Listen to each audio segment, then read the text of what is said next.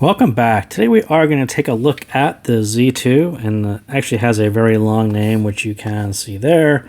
I won't even attempt to pronounce that, so we'll call this one the Z2.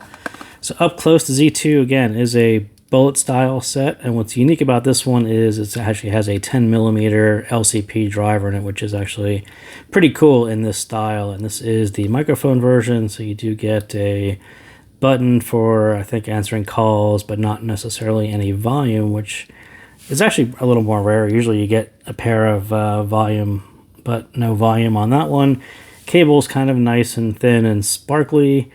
And also a thing to notice is it actually comes with a pair of these cool looking, clear, very wide bore tips. You don't see the, I'm not sure where these came from, if these are theirs or someone else's, but you only get one. This is one of these classic. We give you the mediums, but not the small and a large. So the medium didn't actually fit me all that well, but I would like to try the large at some point in time. So that is what it looks like up close. It comes with this little pouch as well. So we'll kind of jump right into it, and we'll go through this one a little quickly. This one is about $19.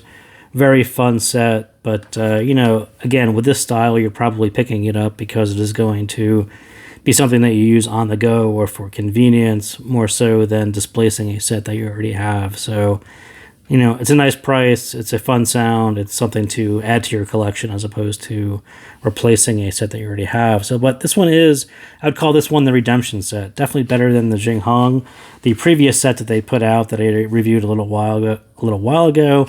The Z2 is more generally appealing and modern. And for those of you who watched my Dolce video, we'll kind of talk about that in a second, but you can kind of see where ShuangHua was just a bigger V shape. So more bass, more treble, less treble here. So kind of this is a throwback. And this is what I was talking about with Dolce, is this is more of a classic tuning from a couple of years ago. A lot of mid bass, a lot of treble to balance this, and then you end up cutting the treble extension really short, and this falls really flat. So more and more and flat. And again, this one isn't all that unique to this set. It was actually a style that you saw more often, you know, a couple of years ago. And now when you look at Dolce and you look at Z2, you can kind of see they brought this back down into a more general appealing bass level, almost a Harmon rise here, and they did some stuff here which they shouldn't have done, and did a nice treble extension because this is a more modern dynamic driver and it can do that without really straining itself. So yes, I do think this one is quite a bit better. I know some people actually really like the ShuangHua, and again, it's just kind of a more, you know, if that's your preference, then that's great. That's what appeals to you and it works with your library. This little bit where they cut that short and it falls a little flat, I think that's where those sets just don't really stand out in that respect, and where Z2 hits that pretty well. So why do you care about this set? So hold my beer to all the 6mm bullet style sets. So the Princess, and we'll look at the Princess right now. So if you look at these two guys side by side, you can kind of get a feeling for almost, if we get some focus, you know, how big a 10mm looks compared to a 6mm. They are, you know, quite different size sets, and I wouldn't say they're for different uses, but, you know, they are kind of radically different size sets, and there is a place for a very small 6mm, and it's really nice to have an option. Well, if you really want a 10mm set that can do mid bass and be impactful, then there you go, you get that. If you look at it against KZ's Linlong, you kind of get the same idea. It's the Princess and Linlong are actually pretty close together, but you know, these are quite big bullet style sets. These are full size big boys, I guess is what you would call them. But yeah, they are large for a bullet set. So, and again, let's say 10mm LCP, and it sounds like it. It's actually a very nice driver. So the Dolce Part 2, like I said, it has this mid-bass, heavy mid-bass male vocal style. So when we look at it against Dolce, so Dolce actually had a lot more sub-bass, and the two kind of come together into mid-bass, and both of them had quite a big mid-bass bump over Harmon.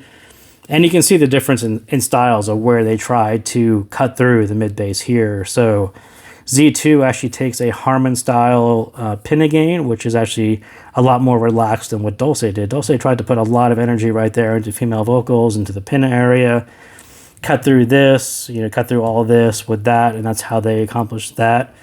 So Z2 actually leaves this a little more relaxed, so it's not as shouty, and then you try to put a big bump into the presence area, which is about 4 to 6K-ish, and that's exactly what they did. So they tried to put more energy right here, leave this non-shouty, a little more relaxed, and then try to fill in the detail and the clarity right there, and then do a nice extension. So where Dolce was a little more bright, I said it was tastefully bright. You can kind of see where they give you a little more shoutiness there, which didn't really work at higher volumes. Z2 does work at higher volumes. You just have to be a little more tolerant of 5K. So I will say that Dolce may be a little more brighter and a little more volume sensitive. For me, Z2 is actually more genre sensitive, and genres that hit the 5K are actually a little more sensitive and piercing for me. And the rest of this, the way they rolled off the treble is actually fine, and the way it extends, all that was all good. This is good, this is good. So yeah, it's kind of not, can't really directly compare the two because they're two different approaches to a similar-ish style, but for those of you who, and someone actually commented this and said that I wish Dolce had a little less sub bass. Well, there you go. That's what it looks like with a little less sub bass. And we'll talk about that in a second as well. So the volume limiter, and like I said, lifting that 5K, which I just talked about, over the pinna will be a long session fatiguing point for me if tracks hit it hard, and that's exactly what it was. It's just, after a while, too many electronic instruments, guitars, whatever hits 5K a little harder tends to be more fatiguing for me, so I call that the volume limiter. Sound, like I said, another boosted mid-bass set with a very fun low end, all the way up to 5K. That 5K isn't as much fun for me, but really, it's sort of another variation on more bass, more treble, but they slid the shout of too much pinna gain over to 5K for presence and detail, like I just talked about. And that really works well until your track adds a whole lot of 5K, and then it's just too much. So electric guitars, cymbal energy, most EDM kind of got too fatiguing, too piercing for me. But, avoid those and you're all pretty good to go. So the bass. So why is this one different? So bullet style set with mid-bass impact and slam, right? So like I said, you end up with a bigger body, a 10 millimeter dynamic driver in this shell. The real difference there is 6 millimeters just don't have the impact and don't have the slam that a 10 millimeter. They just don't move as much air as a 10 millimeter does. And that's why you would pick a set like this over those two. Is not so much the tuning is different, and maybe it's a little different, but if you're looking for a bassier set in a bullet style, hang down style, then this one is going to be more appealing to you. That healthy mid-bass amount, but with that sub-bass roll-off, so it actually does sound a little cleaner, a little lighter in weight, a little faster. I think it is a well-executed version of that bass shelf on a nice dynamic driver. Those of you who are into mid-bass over sub-bass style will recognize it immediately and why it's desirable. So when we look at this, and I said that someone didn't like the amount of sub-bass that Dolce had, and when you look at how Z2 actually pulls this mid-bass and then rolls off the sub-bass, by bringing this down a little bit, you don't need as much energy here to cut through. You don't get this double effect of a hard mid-bass with this follow-on sub-bass, which tends to a little mask it or double up on the bass, make it a little denser, maybe a little more bloated. So rolling this off kind of gently gives you what I would just call a cleaner bass sound on a set in this style. And I definitely understand why people like this sort of bass curve, especially if you aren't into sub-bass or sub-bass isn't a large part of your library.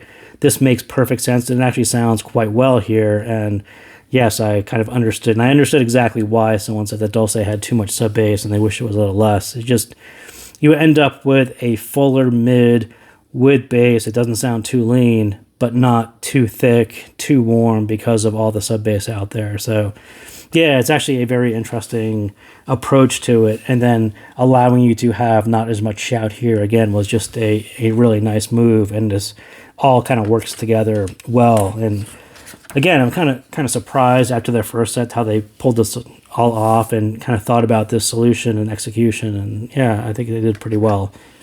So without a lot of sub bass, you kind of get decent speed driver, sounds full yet clear without being too thick or too warm, like I was just talking about. By keeping the mid bass boosted, the upper mid bass all the way through the Harman curve up through the upper mids, and it really does work here better for male and female vocals. You don't have that shout that you got in female vocals. You could turn it up a bit. You still get the fullness in the bass from that little bump in the mid bass as well. So where Dolce added a lot of female energy into that pinna area, Z2 is just a little more relaxed and later into the 5K area, which adds clarity and presence rather than shout.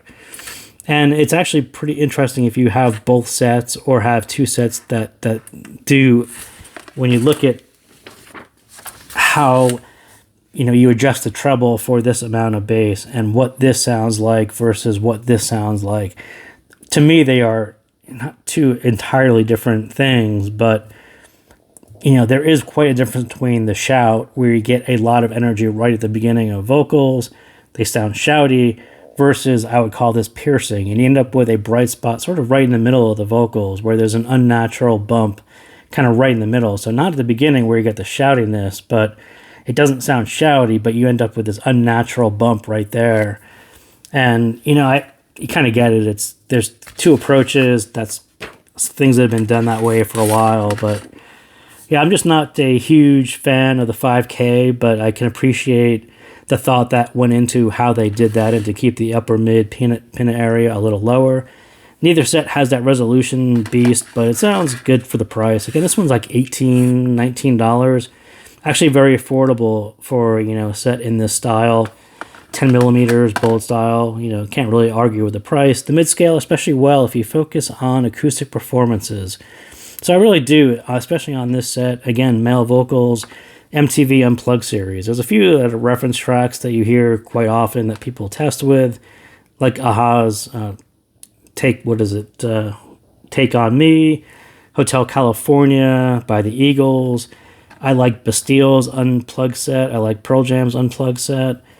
They all have this male vocal in common, and I think, that signature with the big mid-bass bump, not a whole lot of 5K energy, no electric guitars really getting fatiguing. I think that kind of music actually works really well for me, and I spent a whole lot of time with Pearl Jam and Bastille Unplugged sets on this set. Treble, so avoid the 5K, and after that it's just more extended, affordable bullet style. I think they actually did that kind of well. There's this 5K, again, you kind of look at it and you're like, if they could just bring that. I sort of understand why they added the energy there, and it gives you a little more detailed presentation. But yeah, for people who are a little 5K sensitive, it just kind of hits you right there as piercing. But plenty of energy and enough air so it sounds natural when you have the 5K in low doses. Again, that 5K is sort of a masking agent. It's really hard to hear beyond that 5K because it becomes piercing, and so there's such a big emphasis and focus on it. When that's not there, this sounds very much like just a nice dynamic driver executed well. So the stage average width needs a little height, but really nothing wrong. It just doesn't stand out either. It's not amazingly big or wide or tall or deep. It's kind of okay, especially okay for $19. So that is what I got on the Z2. So thank you guys again for tuning in, and we'll see you later.